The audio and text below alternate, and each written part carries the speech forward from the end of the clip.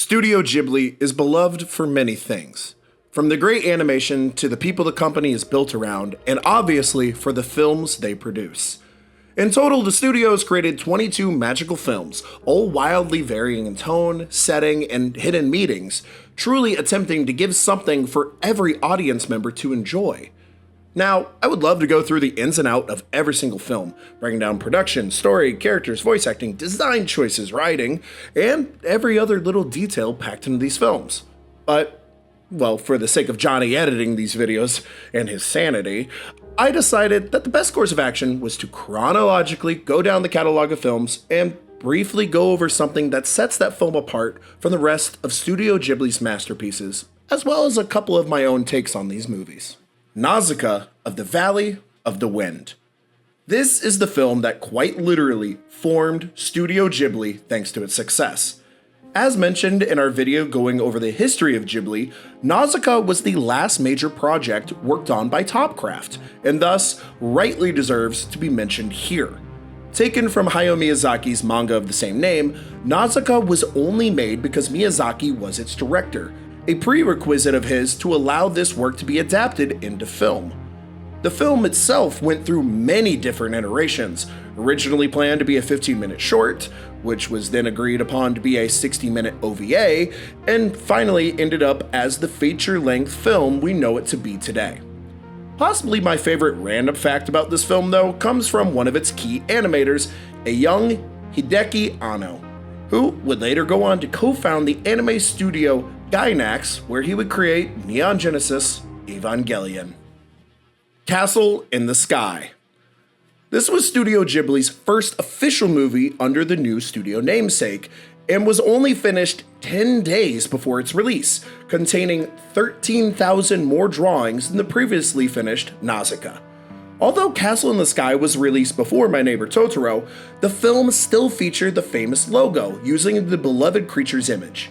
The film was also far from a huge hit at the box office, earning only 1.6 billion yen in its initial run, instead gaining popularity from its run on Japanese TV. Also, the film's name in Japanese is officially La Puta Castle in the Sky. However, in Spanish, the phrase La Puta is translated to mean the whore or the bitch, which isn't the most savory of choices, so the title was shortened to Castle in the Sky for the Mexican, Spanish, and US releases. My Neighbor Totoro. When most people think of Studio Ghibli, this film and its fluffy mascot Totoro are likely some of the first to come to mind, but the film itself was nearly never made. Before he was a household name, Hayao Miyazaki was still looking to make his stamp in the anime world, and as such didn't have the same pull he does in today's landscape. So when Totoro was first pitched as an idea in the early 80s, it was initially rejected. Hence why the design for Totoro was already created and used as Ghibli's logo before the film ever saw the light of day. The biggest issue with getting the film greenlit at the time was the film's setting of 1950s rural Japan. The two previous Miyazaki films have been set in fictional or unidentified locations, with My Neighbor Totoro being the first to take place in Japan itself. The idea was that a story featuring someone without superpowers or being a hero, combined with an ordinary Japanese backdrop as its locale, just wouldn't entertain audiences enough. Miyazaki would further confirm this point in the film's 30th edition Blu-ray, saying, "Entertainment back then was all about guns, action, and speed. I wanted my movie to be peaceful, tranquil, and innocent. I wanted to create that kind of world. Also, I wanted to prove that a movie like this could be successful." Grave of the Fireflies. This film is possibly the most unique of all the Studio Ghibli productions. For starters, it was the first to be directed and written by someone other than Miyazaki, instead being helmed by fellow studio founder Isao Takahata. The film was set in Japan like Totoro, but instead focused on two children struggling to survive after a bombing and attack during World War II. While every film before it, and most after, would feature some fantastical element to its plot, Grave of the Fireflies instead centered around real-life events and the tragic aftermath of war that audiences rarely are given a glimpse into. being loosely based off the experiences of author Akiyuki Nosaka, who wrote the novel as a way for him to cope with all the emotions he felt after the death of his sister. The film, like many of early Ghibli productions, was praised by critics and audiences alike, but failed to be a major hit at the box offices, instead finding more success when released for home viewing. Kiki's Delivery Service. Personal note, this is the Ghibli film I have the fondest childhood memories of. I can vividly remember watching it with my sister as children, getting the film on VHS, eventually even DVD, collecting random merchandise from the film, and when I mentioned to her I was going to be making this script, she told me she would gladly get a tattoo of Gigi, the film's adorable cat mascot. As for the film itself, it's a huge change from anything that we've covered so far, being more about personal growth and a young woman learning about her own independence, while still having those fantastical elements. The film was also greatly influenced by European architecture and culture, thanks greatly in part to Miyazaki and a handful of the film's artists embarking on a trip to Sweden for the film's research. This may be one of the more lighthearted films in Ghibli's catalog, but its themes of self-discovery and the ability to blend realism with the idea of a witch delivery service allowed it to stand out. Only Yesterday. This film is highly regarded as being revolutionary for its animation of muscular movements shown by characters when talking or smiling, being praised at the time for its unparalleled sense of realism. They carefully build a story based on the present day and the memories of the past, using great detail to highlight the positives and negatives associated with living in 1960s rural Japan. The film, although released in 1991, only received an English dub in 2016, and would feature Daisy Ridley of Star Wars fame, providing voice acting work for the adult version of the main protagonist's adult self. It's commonplace today for Studio Ghibli productions to get big-name stars to do voiceover work for English-speaking audiences, as we will tackle later, but I'll always be amazed at how seriously these works are taken, likely a big reason why Ghibli dub releases are usually held in such high regard. Porco Rosso. Speaking of big-name actors, Michael Keaton is in this film as he takes on the titular Porco Rosso, which is a film that, while not considered to be among Miyazaki's best or most popular, may be the film the creator used to express himself more so than any other. The film is based on Hikotai Jidai, a 3-part manga written by Miyazaki himself in 1989. Set in Italy in the late 20s, the story focuses on Marco, a veteran pilot from World War I that has become a bounty hunter. The peculiarity of this is that the protagonist has become a pig, literally. Something that is never actually explained and that can be interpreted as Marco's vision of himself. The great attention to detail given to the aviation scenes in the film, as well as acknowledging certain plane models with insane detail, really highlights Miyazaki's own fascination with planes and flying. They also tackle the rays of fascism seen in Italy at the time, delivering possibly one of my favorite lines of all time, not just for an animated film, but all film itself, when Porco states, "I'd rather be a pig than a fascist." Pom Poko. So, I had actually never seen Pom Poko until doing research for this video, and I must say, I was blown away with the creativity put on display here. Pom Poko delivers clever humor that also brings out a strong message of environmental change and urbanization of culture, all through the lens of magical raccoon dogs known as tanuki. Taking something well known in Japanese folklore and using it to explain the growing concerns with human development and how it can negatively affect the environment feels particularly inspired. And while I understand the admiration for the great Miyazaki, this serves as another reminder to the genius that is Isao Takahata. Also, the hand-drawn art in this film makes every scene literally draw you in, giving you these little creatures such human-like expressions and allowing the audience to resonate with them as the film progresses. If you haven't seen this one, like I hadn't, then please correct your mistake as soon as possible, because you're missing out on possibly Ghibli's biggest hidden gem. Whisper of the Heart. The first film not to be directed by Takahata or Miyazaki, Yoshifumi Kondo takes the reins for this really heartwarming look into understanding your passions and beginning on your own path to make dreams become reality. In what I find to be a very fun bit of trivia, the classic John Denver song, Country Roads, actually plays a significant part into the story as it helps characters in the film as they embark on their personal journeys. This film would go on to win the Japan Academy Prize for Best Animated Film, a fact I haven't really mentioned for previous films yet, but in actuality, every single film mentioned to this point has won some sort of major film award, and the sheer amount of accolades and prestige surrounding a Ghibli movie at this time was groundbreaking in the world of animation. While people rightly acknowledge the Academy Awards the studio has received, many of these early movies likely would have been nominated for such an honor had the award be created at the time. Princess Mononoke. Kiki is the movie I have the fondest memory of, but Princess Mononoke is my personal favorite. Not just for Ghibli, not just for animation, it's my favorite movie I've ever seen. The themes and story are made very obvious for the audience at first glance, but even deeper connections can be made if you go past the surface level. In Porco Rosso, Miyazaki was able to share his love of aviation and disdain for fascism and the way Japanese aviation industry was viewed during the World Wars. In this film, he is able to portray his own personal anger with the ongoing Yugoslav wars. In an interview with Empire magazine, he stated, "The war happened, and I learned that mankind doesn't learn.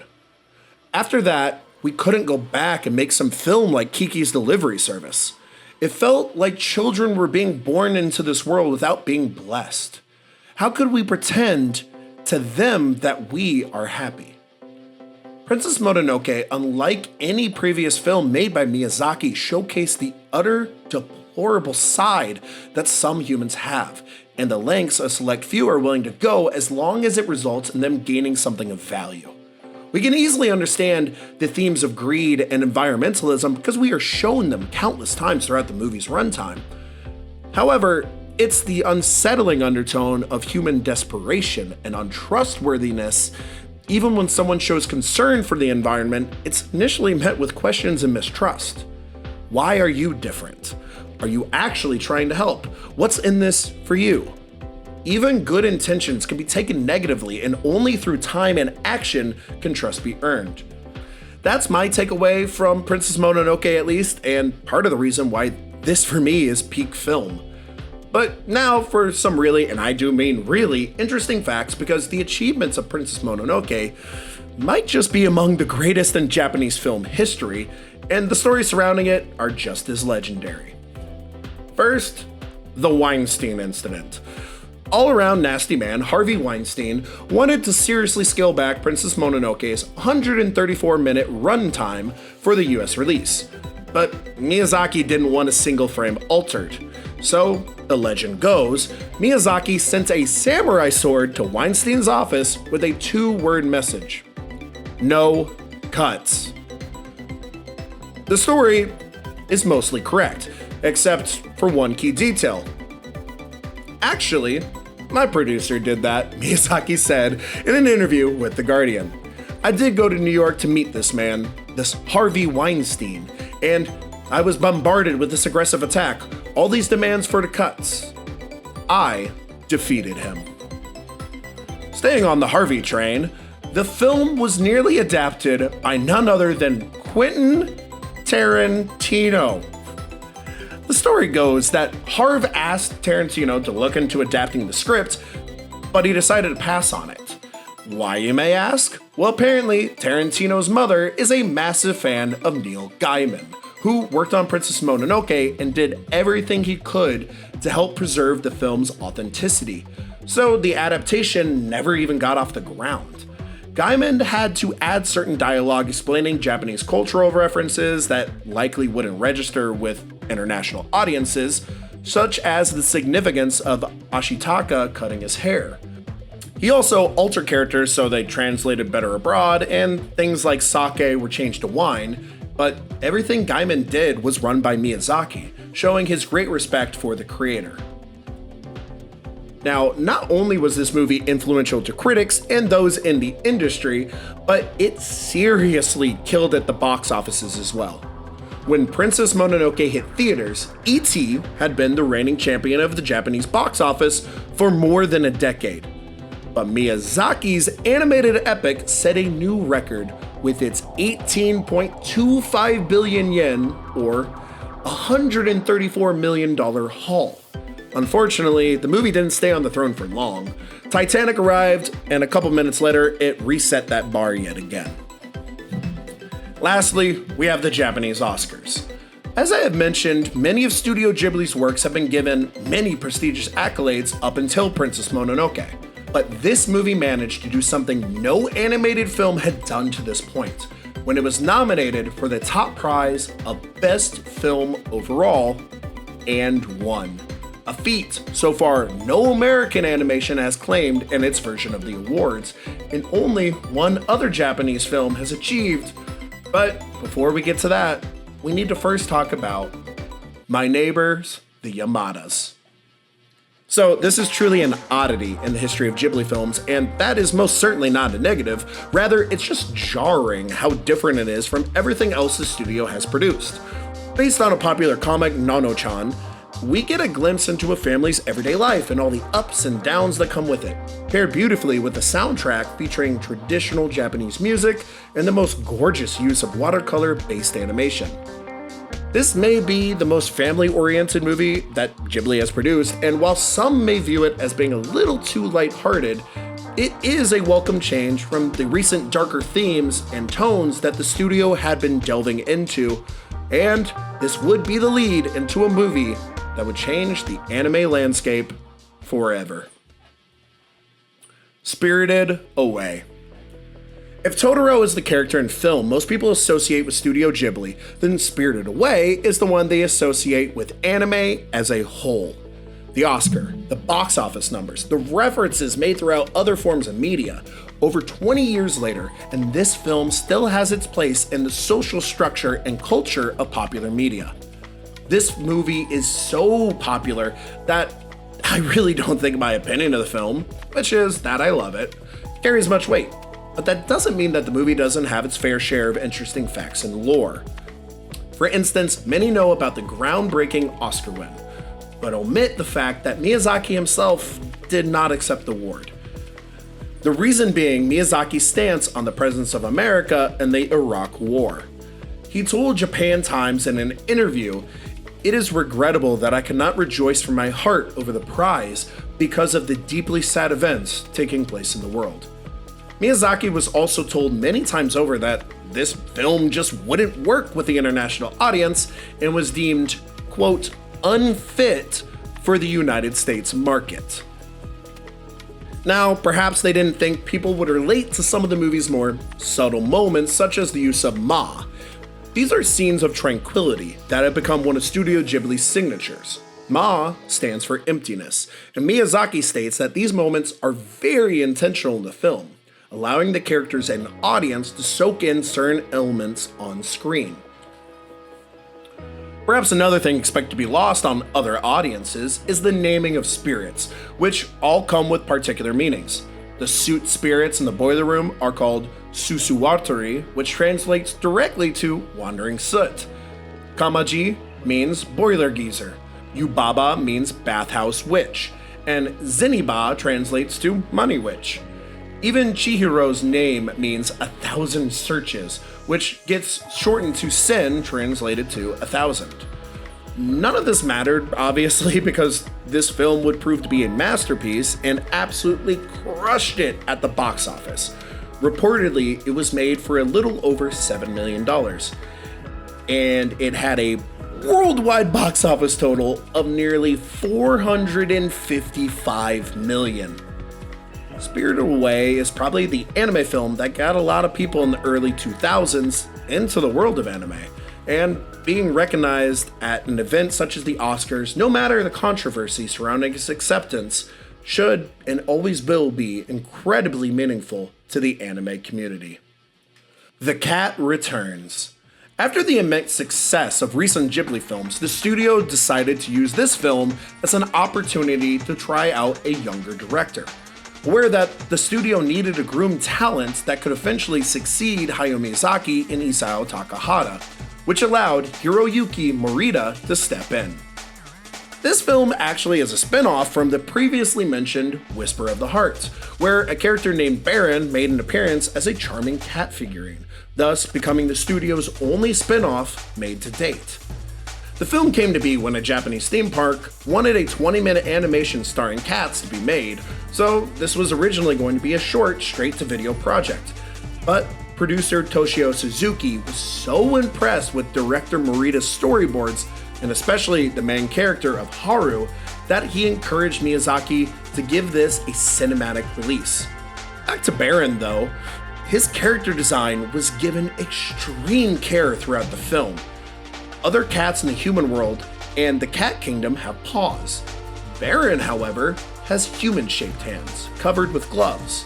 He is also noticeably smaller than other cats in the human world, all attributes mirroring those seen on the Baron figurine in Whisper of the Heart.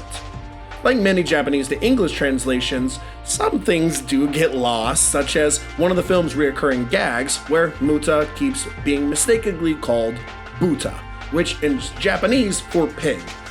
Translators decided to come up with Haru and call him Muta, making him think that he was being called a cow. Howl's Moving Castle. So, remember how Spirited Away just absolutely blew away audiences and brought in a whole new group of people to the world of anime? Well, just so happens one of those people was the soon-to-be Batman himself, Christian Bale. The actor wanted to work on a Ghibli film so badly, he simply said, "Give me any role and I'm yours," which is how he came to voice Howl. Actually, it's wild how many former Batman stars would end up in Ghibli films, such as Liam Neeson, Anne Hathaway, Kirsten Dunst, and the previously mentioned Michael Keaton. This film would also be the birthplace of Bale's often parodied gruff growl he used throughout the Dark Knight franchise. Howl's Moving Castle, like many films we have discussed today, also happened to be an adaptation of a previous work. The book's author Diana Wynne Jones was living in the UK, and as it would happen, this movie wasn't set to debut there until the fall of 2005. So Miyazaki, the legend he is, flew out and gave Jones a private screening of the film in summer of 2004. Tales from Earthsea. Well, nobody can be perfect, and after 2 decades worth where great seemed to be the low bar for Ghibli films, the studio finally missed. Tales from Earthsea is by far the lowest rated film on any rating platform I have or will talk about, and it's a shame for a multitude of reasons. This was Goro Miyazaki, son of the legend himself's first time directing a Ghibli film, so what should have been a possible passing of the torch was instead met with strict criticism and calls of favoritism. The movie was adapted from a book series, and Goro decided to adapt from the 3rd and 4th books, which it can be done correctly, but in this case gave a story that was missing far too many pieces for those unfamiliar with the original work. Besides the plot being confusing and admittedly a little boring, Hayao Miyazaki's words, not mine, this really is not a bad film. The issue is fans have come to expect a level of greatness that this was just never going to reach, but Goro would get a chance in later films. Ponyo. Fun fact, I suck at drawing. I have the handwriting of a doctor, my drawings of people look like I'm attempting to make fun of them, and I once had a teacher tell me, learn how to use a computer better because art is not for you. So, I have a great appreciation for anyone that can make even the simplest of drawings, and especially for manga and anime artists. The reason I bring all this up is because Ponyo's first 12 seconds involve fast schools of fish and other aquatic creatures swimming by. And this took 1,613 pages of conceptual sketches. Yeah, over 1,600 for 12 seconds. I would love to praise the story, the music, the touching themes of environmentalism that this amazing movie touches on because it really is so great. But the art alone is reason enough for you to drop what you're doing, after the video is over of course, and go watch and just give Ponyo every bit of love and admiration that it truly deserves. The Secret World of Arrietty. This time we are taking inspiration from Mary Norton's 1952 novel, The Borrowers, a tale of miniature-sized people who are secretly living amongst the rest of the world, who survive by borrowing the items left around by the much larger people around them. They live under floorboards of human houses, possess survival skills, and almost give this Parasite vibes. While nowhere near as laden with sinister undertones as the Korean masterpiece, I can see similarities being drawn from this film. On the production side of things, this was director Hiromasa Yonebayashi's first film at Ghibli, and he initially sought executive producer and writer Hayao Miyazaki's advice and opinions. He eventually realized he was on a journey he should face alone though, and Miyazaki congratulated his young protege for going through the process in his own way.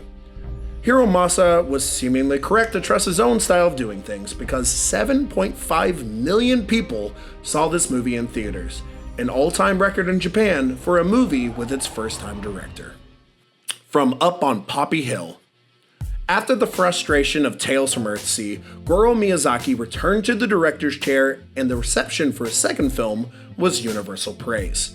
Going away from the fantastical worlds that Ghibli films really had been doing for a while now, this movie instead focuses on a very important time for Japan as a country, being set up just before the 1964 Tokyo Olympics, a time often seen as a great transition from the after effects of World War II and the upcoming economic growth period. The film was nearly another Elder Miyazaki production, however. The story goes that about a year before being released, Goro was very nearly removed as director due to unsatisfactory reviews within the company. He was given 3 days to make the needed adjustments, or else his father would take over in his place. The story goes that on the 3rd day, after receiving no new ideas, the elder Miyazaki sent his son a painting of the protagonist making huge strides on a bridge. This was to inform his son that the issue was the character's lack of personalities and how he could alter them. Goro then presented these changes and was allowed to complete the film. The Wind Rises. The movie that Hayao Miyazaki says is the only time he has cried during a screening of his own work. The film once again takes inspiration from Miyazaki's love of planes as we follow an aeronautical engineer who would play a pivotal role in the development of Japanese fighter planes during World War II.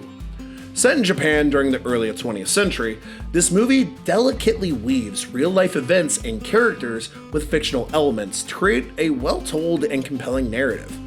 Though it caused some political controversy and criticism in Asia, it was met with critical acclaim around the world.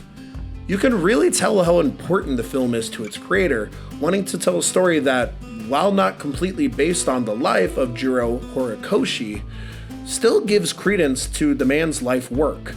And at the time, that was it for the legendary filmmaker, going out with a film that represented his passions and beliefs.